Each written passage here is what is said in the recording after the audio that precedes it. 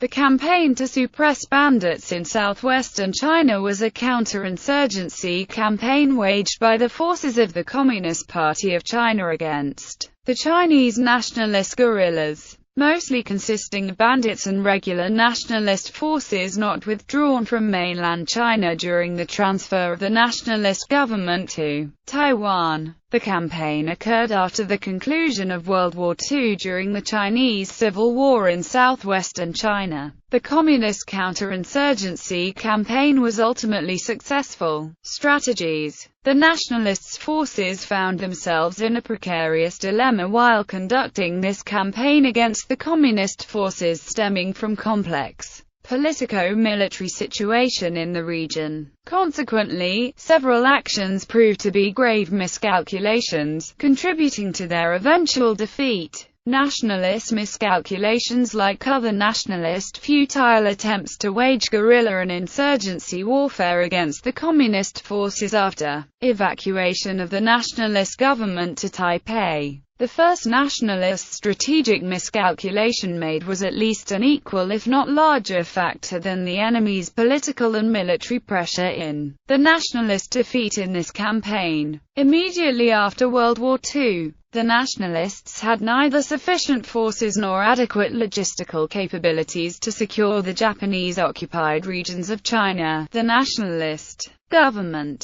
unwilling to allow these regions to fall into communist control, ordered the Japanese and the Chinese puppet government not to surrender to the communists and allowed them to retain their fighting capabilities to maintain order in occupied regions, which entailed resisting communist forces. This decision incurred resentment from the populace in Japanese-occupied territory, further eroding local support of the nationalist government, which was already blamed for allowing the successful Japanese invasion in the first place. Half a decade later, as the National Revolutionary Army was driven from mainland China, the nationalists made another miscalculation in their desperation by enlisting the support of local bandits in the fight the communists and ordered those nationalist forces remaining in mainland China to join the bandits in combat against the communism. This decision proved unwise, as the bandits were deeply feared and hated by the local populace, which they preyed upon, and the sight of nationalist forces joining the bandits further diminished the support for the nationalist forces and solidified support for the People's Republic of China. Another strategic miscalculation made by the nationalists was similar to the one the nationalist government had made immediately after World War II, when it attempted to simultaneously address the warlord problem that had plagued China alongside its efforts to combat the growing communist threat. Together, the warlords who were allied with Chiang Kai-shek's nationalist government were only interested in retaining their power and defected to the Japanese side when Japanese invaders offered to let them keep their power in exchange for their collaborations.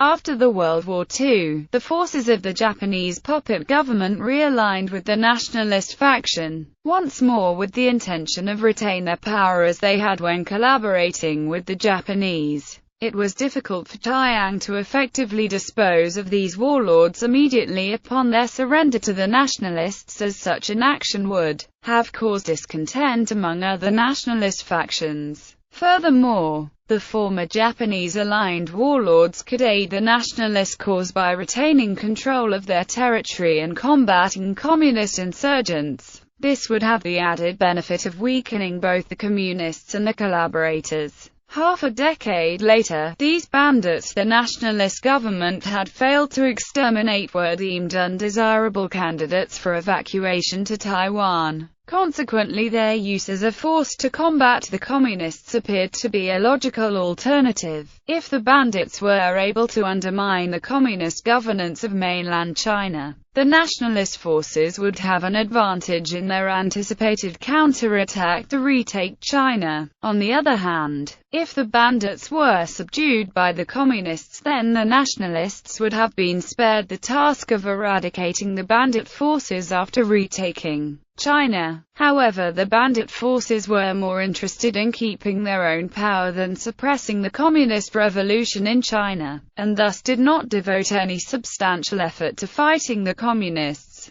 Furthermore, the eventual eradication of bandits by the communist government only served to strengthen its popular support, as the communists had succeeded where previous governments, as far back from Qing dynasty, had failed. Yet another strategic error by the nationalist government involved the nationalist forces left behind in mainland China. The nationalist government required high-quality and disciplined forces to defend Taiwan, the last nationalist sanctuary. The forces, which mainly comprised the forces of the nationalist warlord allies, were not most suited to effect the last-stand defense the nationalists were preparing, and such these forces were not given the high priority for evacuation. Instead, these forces were to remain on the mainland and continue to fight the communists with guerrilla tactics. However, this decision angered many of the troops left behind, and it was unlikely that they would fight the communists with the same vigor as nationalist forces with political motivation. Compounding this problem, due to the need of bandits' knowledge of the local area, leaders among the bandits were often granted higher ranks than the nationalist troops left behind. As a result, the nationalist regulars turned guerrillas often were unwilling to work in conjunction to the bandits they were once tasked to exterminate, especially as many of these forces had earlier engaged each other in combat during pacification campaigns.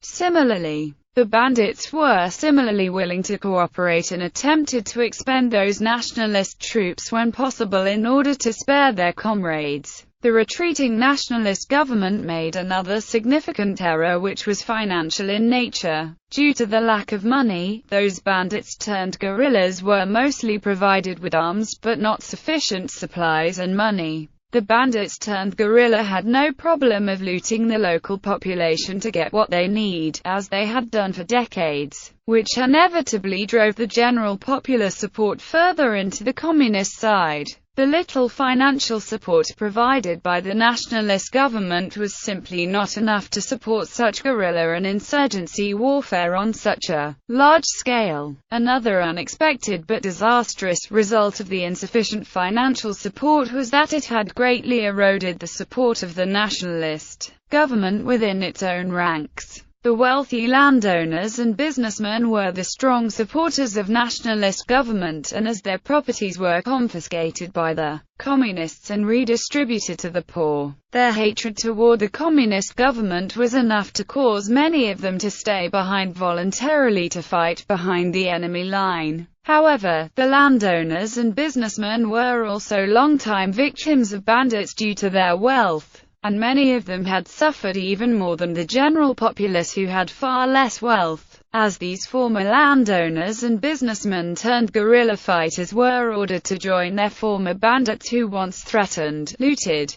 kidnapped, and even killed them and their relatives. It was obvious that such cooperation was mostly in name only and could not produce any actual benefits, and the alienation and discontent toward the nationalist government harbored by these once ardent nationalists would only grow greater. Another problem for the nationalists was the strong disagreement among themselves over how to fight the war against their communist enemy. Military professionals preferred to fight a total war, incapacitate the enemy's ability to fight. But this inevitably conflicted with the interest of another faction of strong supporters of the nationalist government, the landowners and businessmen, who joined bandits to oppose such tactic. The reason was that landowners and businessmen supporting and joining the nationalist guerrilla firmly believed that the nationalists would be able to retake mainland China within several years, and they would be able to regain their lost lands,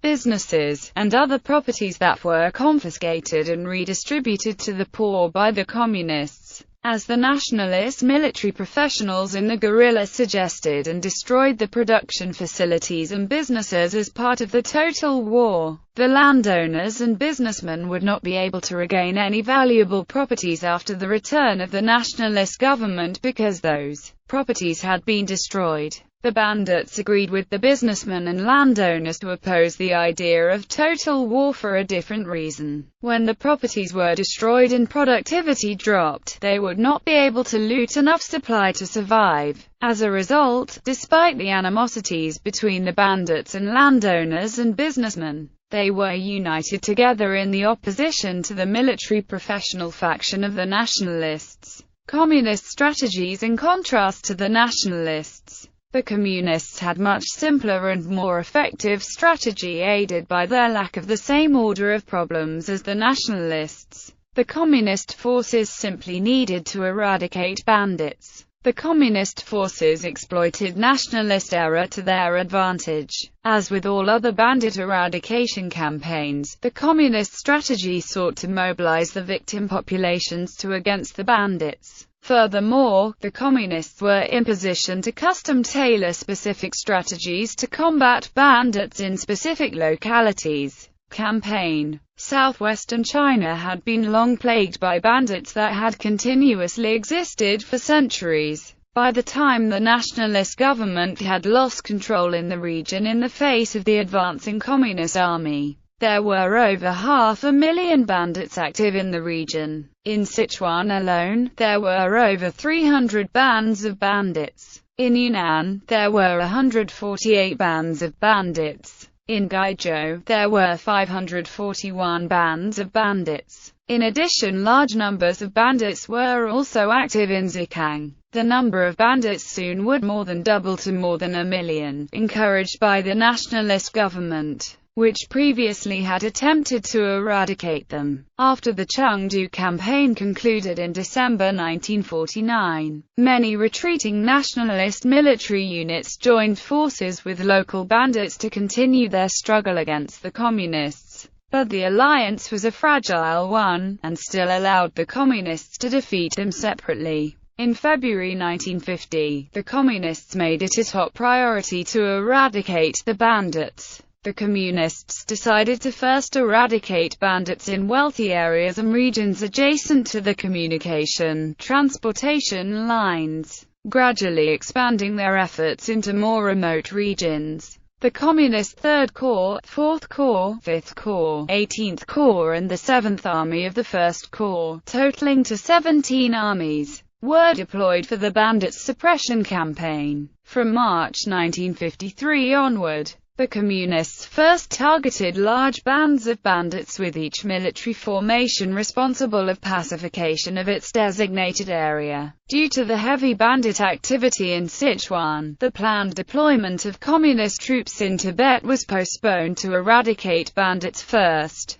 The 11th Army and the 12th Army, totaling 6 divisions of the Communist 3rd Corps, were responsible for eradicating bandits in eastern Sichuan. 8 divisions from the 10th Army, 18th Army and 15th Army of the Communist Southern Sichuan military region were tasked to eradicating bandits in southern Sichuan. The 61st Army was tasked to eradicate bandits in northern Sichuan, and the 62nd Army was tasked to eradicate bandits in Zhejiang. The 13th Army, 14th Army, and units of the 15th Army of the Communist 4th Corps were tasked to eradicate bandits in Yunnan. The 16th Army of 3rd Corps was tasked to eradicate bandits in Guizhou. After 10 months of fighting, large organized bands of bandits were wiped out by the end of 1950, with over 900,000 bandits annihilated. From 1951 onward, the People's Liberation Army switched their focus to bandits who went into hiding in the remote regions while they continued strengthening the security of warehouses, transportation infrastructure, and communication lines. Large numbers of communist cadres were sent to strengthen the local garrison and security forces.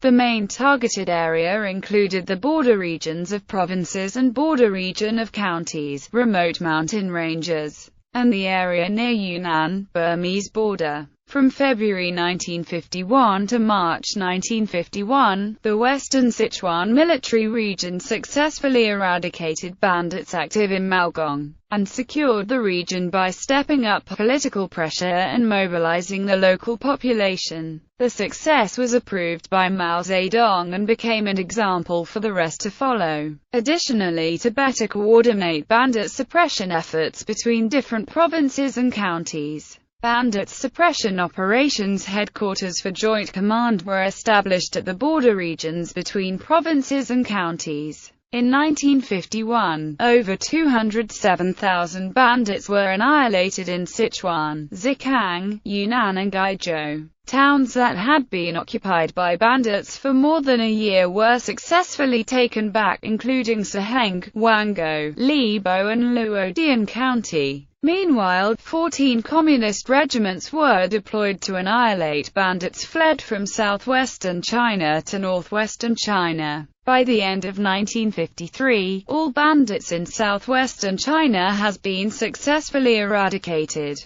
with a total of more than 1,160,000 bandits annihilated, over 700 artillery pieces and over 600,000 rifles captured. The internal conflict between the bandits and the former nationalist regulars contributed greatly to the communist victory, and some female nationalists totaling over 30,000 had suffered grave personal tragedies in the campaign, refusing to surrender to the communists after that nationalist government collapsed in the unstoppable communist advance. Many nationalists opted to continue their fight by joining bandits in the hope of forming a united front to wage the guerrilla war against the war, as the retreating nationalist government had directed. However, many bandits took the opportunity to settle old scores with the nationalist government they once fought. Over 30,000 female nationalists who attempted to join bandits were treated as enemies.